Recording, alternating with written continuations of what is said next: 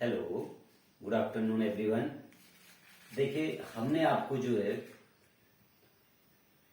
Reflection due to the spherical mirrors यानी कि गोली दर्पण द्वारा परावर्तन के बारे में इससे पहले वीडियो में बताया था।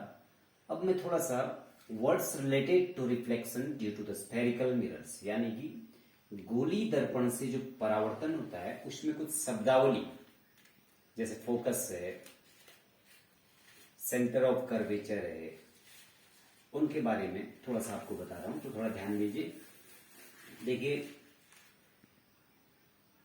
Words related to reflection due to the spherical mirrors. तो सबसे पहले हम आते हैं आपका एक स्फेरिकल मिरर ले लेते हैं। इसके काइंड्स पर हमने पहले चर्चा की थी। ये स्फेरिकल मिरर है एक, तो आप समझ गए होंगे कौन सा स्फेरिकल मिरर है। ये कनकेव है, अवतल दर्पण है। कनकेव मिरर है, अवतल दर्पण। अवतल दर्पण है ना, किस बेस पर है अवतल दर्पण?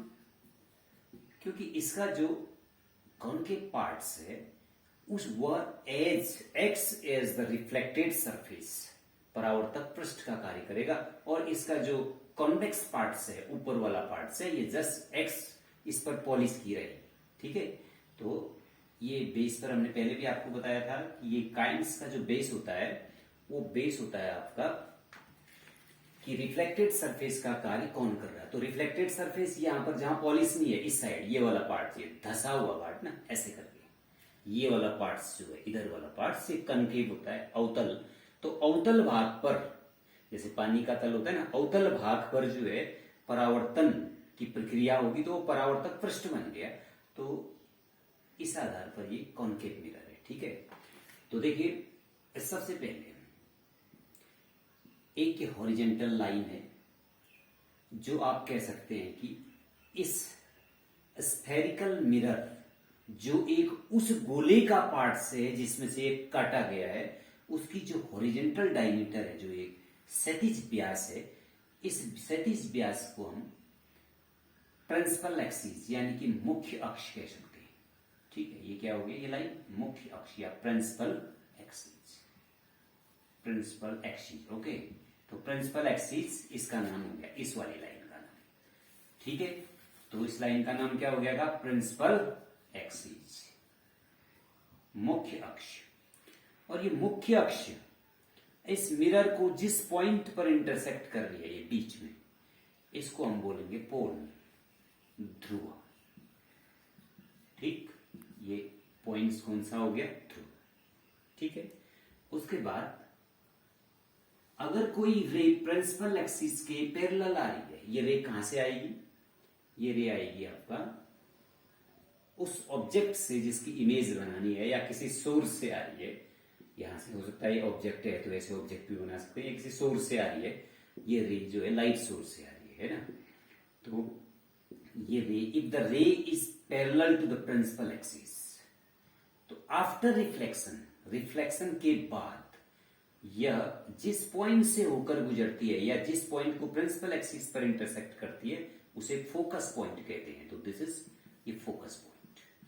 ठीक है, ये पॉइंट, इस पॉइंट को अगर मैं ए एज्यूम करूं, तो यहां पर रिफ्लेक्शन की प्रोसेस हो रही है। क्या प्रोसेस हो रही है यहां पर, रिफ्लेक्शन की प्रोसेस हो रही है। ठीक है, तो ये पैरेलल लाइन होगी। ये इंसिडेंट बिल्कुल वही जैसे आप प्लेन पर जो है रिफ्लेक्शन दिखाते थे, ये इंसिडेंट रे होगी जो जहां से आ रही है। ठीक है, इंसिडेंट रे। ये आफ्टर रिफ्लेक्शन, रिफ्लेक्शन के बाद ये ऐसे आ गई, ये होगी आपका रिफ्लेक्टेड रे। तो रिफ्लेक्टेड रे जो जहां पर ये प्रिंसिपल एक्सिस को कट कर रही है उसको फोकस कहते हैं। तो हम क्या कह सकते हैं कि if any incident ray is parallel to the principal axis, then after reflection it intersect to the principal axis at a point. This point is known as the focus.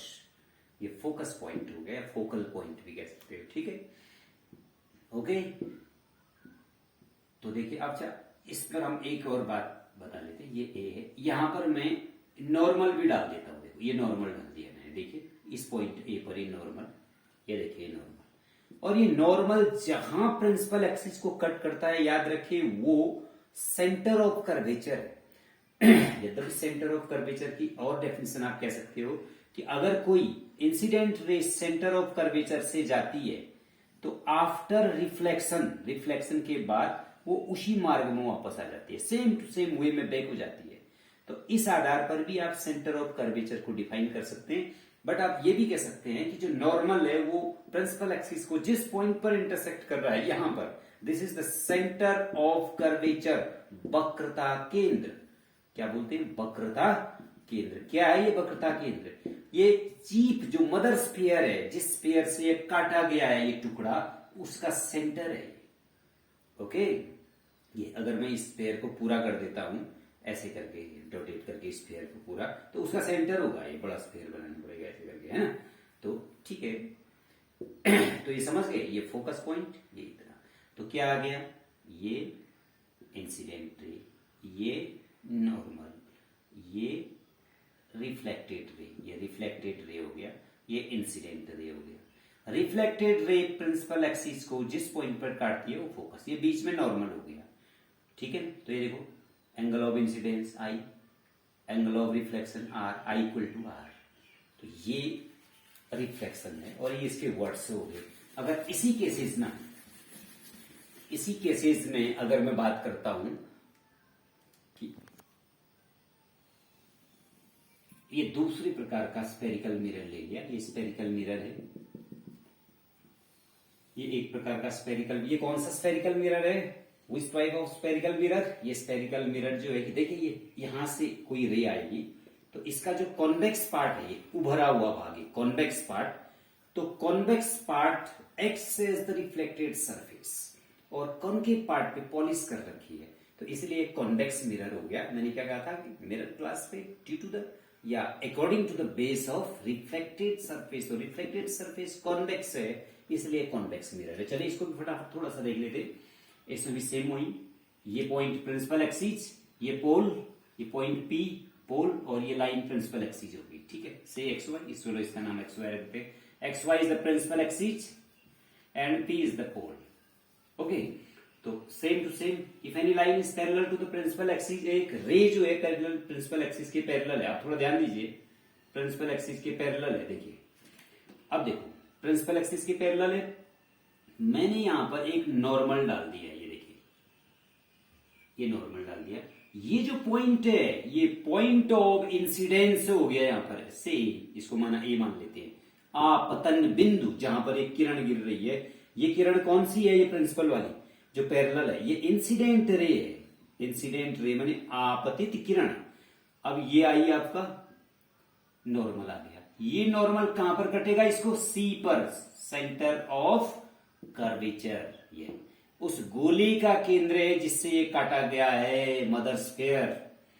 उसके बाद यहां पर अब रिफ्लेक्शन की प्रक्रिया होगी, तो ये उसी मीडियम इधर है, देखिए इधर तो ग्लास आ गया ना मीडियम, अब ये ग्लास हो गया क्योंकि ये गोला ग्लास का है। ये मीडियम ग्लास है, ये डेंस, ज्यादा डेंस है। यहां का जो मीडियम है ये क्या है? ये मीडियम एयर है। तो अब ये उसी मीडियम में वापस चली जाएगी ऐसे करके, देखिए ये यू गई और ये यू चलेगी। तो आपका ये हो गया इंसिडेंट रे, ये रिफ्लेक्टेड रे, ये नॉर्मल। अब ये रिफ्लेक्टेड रे को अगर मैं इधर को बढ़ा देता हूं पीछे की ओर, देखिए तो ऐसा प्रतीत होता है, seems like coming from this point, ऐसा प्रतीत हो रहा है कि इस पॉइंट से आ रहा है, एफ से। दैट इज फोकस, ये फोकस। ठीक है, तो इन case of the convex mirror के केस में, यानी कि कॉन्वेक्स मिरर का मतलब क्या हो गया? उत्तल दर्पण, उत्तल दर्पण है convex mirror. In case of the convex mirror के केस में क्या है? If any light ray is parallel to the principal axis, then after reflection it seems like coming from a point on the on the principal axis पर एक ऐसा point जिससे ऐसा प्रतीत होता है कि यह किरण आ रही है करके, तो उसको हम फोकस कहते हैं। इन केस ऑफ कॉन्केव में उसी को काट के जा रही है, बट इसमें आती हुई प्रतीत हो रही है। प्रोसेस तो यहीं से है ना, इसको छोड़ दीजिए आप, यहां पर हो रहा है, सारी चीजें यहीं से हो रही है। देखिए, incident ray, reflected ray, normal. ठीक है, लेकिन यहां से आती हुई प्रतीत होगी, तो इसीलिए, क्योंकि ये पॉइंट्स कहां पर होने हैं? ये तो प्रिंसिपल एक्सिस पर है पॉइंट, फोकस है इतना। ये सेंटर ऑफ कर्वेचर, वक्रता केंद्र। ठीक, अब दूरियों के लिए मैं आपको बताता हूं, ये दूरियां सारी पोल से नापते हैं। पी से एफ तक की दूरी फोकस दूरी, पी से सी तक की दूरी वक्रता त्रिज्या radius of curvature R, P C equal to R and P F equal to F. Okay thanks. आगे नेक्स्ट पार्ट में हम आपको नेक्स्ट पार्ट में जो है कि इसमें इमेज फॉर्मेशन और आगे के बारे में बताएंगे। तो ओके थैंक्स।